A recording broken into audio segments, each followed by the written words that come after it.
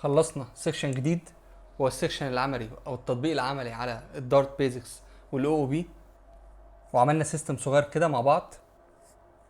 خلونا بقى نيجي على الفيديو بتاع كل سيكشن، والسؤال اللي بيتسأل لي كتير: ينفع اذاكر حاجه او امشي في حاجه مع الكورس ده؟ انا بقول لكم الصيغه اللي بتجيلي على طول، مش هكتب لغه عربيه فصحى، يعني انا هقول لكم الصيغه اللي بتجيلي ازاي او السؤال بيتسأل لي ازاي. طيب السؤال ده اجابته مش واحده لكل الناس، لكن انا هرد الاجابتين. انت دلوقتي حد شغال مثلا في شغلانه، او بتدرس في الجامعه لسه وما عندكش وقت. يعني ايه ما عنديش وقت؟ يعني على قد الساعه اللي بقعدها كل يوم او الساعه ونص اللي انا بقعدها وبطبق وراك فيها مع الكورس، فانا الوقت بتاعي ضيق. فهل اذاكر حاجه معاه واضغط على نفسي اكتر ولا لا؟ طيب في الحاله دي انا شايف ان انت تركز في الكورس افضل، لان انت لو شتت نفسك بين حاجتين هتلاقي نفسك حاجه منهم وقعت منك، يا الحاجه الجديده اللي انت بتذاكرها دي اهملتها، يا الكورس انت اهملته، وهتيجي مثلا عند مرحله مضغوط هتلاقي نفسك ايه، طب ما اتفرج على فيديوهات بس ما انا فاهم هو بيقول ايه. فاهم؟ الاصح لا، ركز في الكورس، ولما تخلصه او لما توصل لليفل كويس فيه، لما نوصل مثلا للسكاشن العملي اللي تحت خالص زي مثلا الاي كوميرس، خلاص انا خلصته، اقدر اقول لك تقدر تبدا من المرحله دي.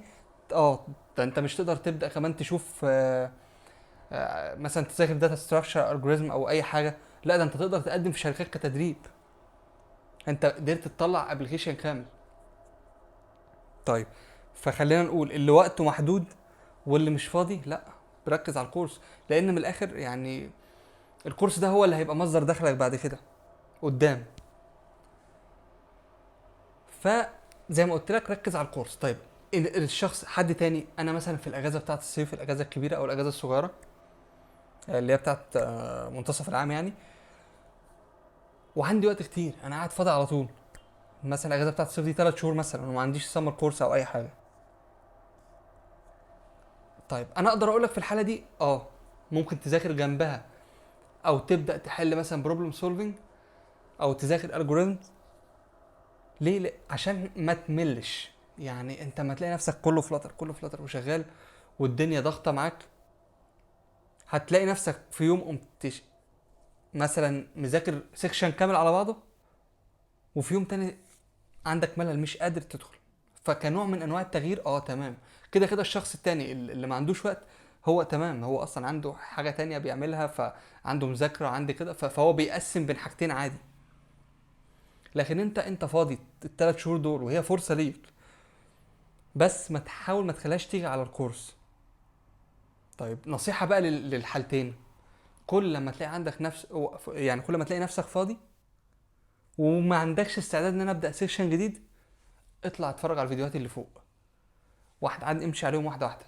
طالما طبقت مره، طبعا افضل تطبق تاني، بس خلاص يعني انت عارف الحاجات دي وطبقتها قبل كده، اتفرج على الفيديوهات عشان خلاص يعني ايه، عقلك الباطن يفهم الحاجات دي، خلاص ما عادش محتاج بقى ايه تنساها وترجع تاني، لا ده زي مثلا هي حاجات اتحفرت جوانا.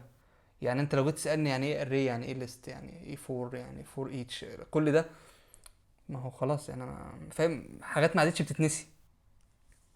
فعشان توصل لليفل ده ممارسه كتير، الحاجات دي تتكرر قدامك كتير فتثبت عندك.